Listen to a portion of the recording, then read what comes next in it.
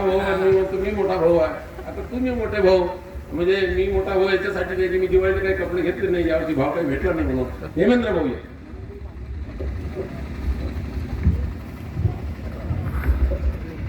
वाशिम जिल्ह्याचे प्रहार जनशक्ती पक्षाचे प्रहारचे अध्यक्ष श्री हेमेंद्र फडाके यांना मी विनंती करतो की त्यांनी आपले 2 मार्गदर्शनपर भाषण करावं.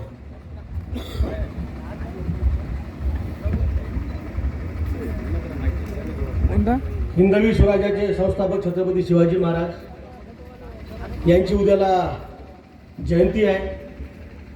त्यानिमित्तानं भाऊ बऱ्याच गावामध्ये कसं आहे, नवीन जे तरुण मंडळी आहे ती गावागावामध्ये जयंती मनवण्यासाठी जे काही तयारी करतात ती पूर्वतयारी त्याही कामात लागलेली आहे. त्यामुळे आज बरेचसे काही बाहेरचे मुलं ते येऊ शकले नाही. आज आपल्या इथे आरोग्य तपासणी शिबिर, रक्तदान शिबिर आणि रुग्णवाहिकेचं लोकार्पण सोहळा या निमित्तानं प्रमोद भाऊ राऊत यांच्या माध्यमातून भाऊंची चर्चा झाली आणि भाऊंनी हा कार्यक्रम दिला आपल्याला. आणि आज बच्चू भाऊ आपल्या गावात आले त्याबद्दल आयोजकाच्या वतीने आणि जिल्ह्याच्या वतीने भाऊंचा मनापासून आभार व्यक्त करतो. खऱ्या अर्थाने भाऊ जास्त वेळ काही घेत नाही, 2 मिनिटच बोलतो. हा आरोग्य निदान शिबिराच्या माध्यमातून जनतेच्या आरोग्याचं ज्याप्रमाणे आपण निदान करता भाऊ, तशीच परिस्थिती आज अशी आहे की आमच्या मतदारसंघाचं सुद्धा आरोग्याची तपासणी करणं अत्यंत आवश्यक आहे. हा मतदारसंघ, हा आमचा भाग, हा कोर्टा झाला भाऊ. लोकप्रतिनिधीचं लक्ष नाही. अरे आमच्या भागाच्या ऑफिसमध्ये बच्चू कडूचं नाव घेतलं तर ते अधिकारी फाट्यापर्यंत काम करते भाऊ.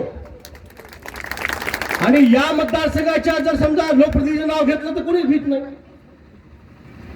ही ताकद जनतेनं प्रहार जनशक्ती पक्षाच्या माध्यमातून बच्चू भाऊच्या नावामध्ये निर्माण केलेली आहे. बच्चू भाऊ असा एक व्यक्ती आहे, बोले तसा चाले, वंदावी त्याची पाऊले. जर बोलले तर फाटून येऊ का तुटून येऊ, मागा सरकत नाही. रयतेचे राजे शिवाजी महाराज जेव्हा जेव्हा लढाईला जात होते तेव्हा तेव्हा भाऊ त्यांचं लक्ष होतं की लढाई करताना माझ्या शेतकऱ्याच्या पिकाचं नुकसान झालं नाही पाहिजे, म्हणून शेतीचा माल जोपर्यंत शेतकऱ्याच्या घरी येत नाही तोपर्यंत कोणतीच लढाई ते करत नव्हते. आजचे राजे, अरे शेतकऱ्याचा माल भाऊ पिकला रे पिकला की बाहेर देशातून पूर्ण आयात करतात आणि लागवडीचा खर्च तर जाऊ द्या भाऊ, अरे काढलेलं कर्जही निघत नाही. ही परिस्थिती शेतकऱ्याची आहे. आतापर्यंत मी पाहिलं की कोणीही येते आणि शेतकऱ्याला सल्ला देऊन जाते की तुम्ही हे पीक घ्या, ते पीक घ्या. मान्य करतो, हे पीक घेऊ आपण, ते पीक घेऊ. पिकं नाही आणि पिकल्यानंतर त्या मालाला भाव भेटण्याची हमी कोण देईल? ही वस्तुस्थिती आहे. शेतकरी बिचारा त्रस्त आहे. अरे या शेतकऱ्याच्या बाप दादा पंजोबा पिढ्यान पिढ्या शेती करून आले भाऊ, याला सल्ल्याचं काही कामच नाही. आणि सल्ला देणारे जे जे लोक बाहेरून आपल्याला सांगतात ते कधी शेतीत गेलेच नाही. दैनावस्था का झाली याला केंद्र सरकारचं धोरण कारणीभूत आहे भाऊ. जेव्हा तूर आली शेतकऱ्याच्या घरी, पिकेपर्यंत तुरीचा भाव होता 12,000 13,000. जशी लोकांच्या घरी शेतकऱ्याच्या घरी तूर आली की तूर केली यांनी आयात, तुरीचा भाव झाला भाऊ एका जमाना 8-9,000. सोयाबीनची ते स्थिती झाली. जीएन नावाचं सोयाबीन आहे भाऊ, जे सोयाबीन एकरी पिकते 35 ते 40 क्विंटल गजालो. परंतु ते सोयाबीन पेरण्यासाठी भारत सरकारने या भारतातील शेतकऱ्यांना परवानगी दिली नाही. काउंट जर पिकलं तर हे शेतकरी सुखी होईल आणि जर शेतकरी सुखी झाला तर हा स्वाभिमानी होईल, उद्या याच्या मागे फिरणार नाही. म्हणून शेतकरी सुखी झाला पाहिजे नाही. म्हणून आपल्याला सोयाबीन कोणतं एकरी पिकणारे 6 बॅग 7 बॅग 8 बॅग जीएन नावाच्या सोयाबीनची पेरण्याची परमिशन भारतात नाही. मात्र सोयाबीनचा भाव 2014 मध्ये 4,000 आणि 24 मध्ये 4,000. खर्च वाढला, खर्च दुप्पट झाला.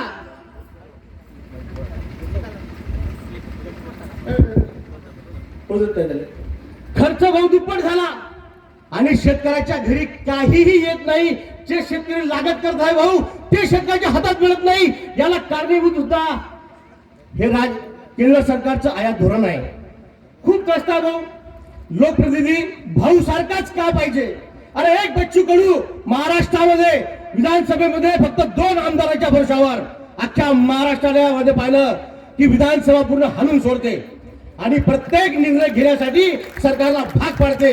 ज्या दिवशी बच्चू भाऊ सोबत 2चे 12 आमदार दिसतील तेव्हा एक या शेतकऱ्यांचा प्रश्न मार्गी लागेल. तुम्ही सांगाल आणि बच्चू भाऊ ते प्रश्न त्या सभागृहात मांडाल आणि ते सभागृहात ते सांगितलेलं काम शासनाला करावंच लागल. आता तुम्ही भाऊ